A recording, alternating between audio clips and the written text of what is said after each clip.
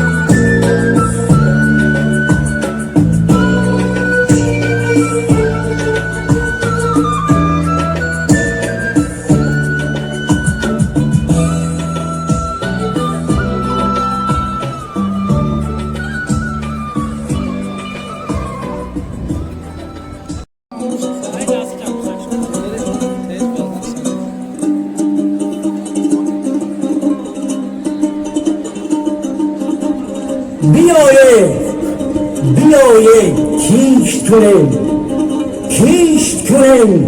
کیش کنیم این وطن و این دیار را چون بهیش کنیم.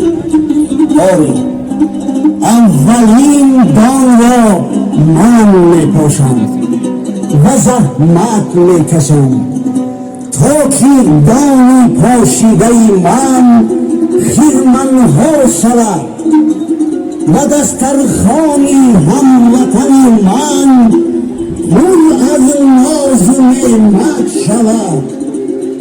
دستی دعا میبرداریم تا که دانی پاشیده ما هزار شود، هزارش بیشمار شود، کشتمان با برال شود، برای دهقان افتخار شود. آمین. الله اکبر.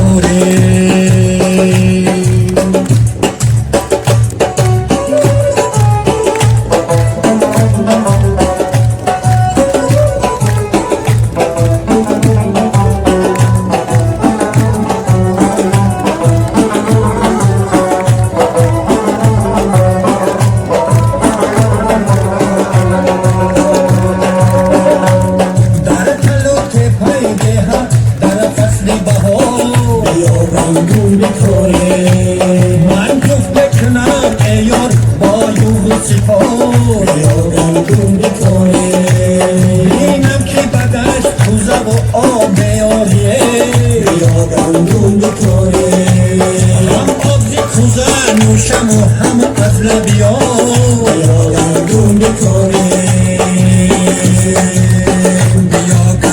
بیا گندون بکنیم برای سری مردم بکنیم بیا گندون بکنیم برای سری مردم بکنیم یگان تیکه زمین به کار نمانیم یگان تیکه زمین به کار نمانیم زهر و نسکل و بیگون بکاریم زهر و نسکل و بیگون بکاریم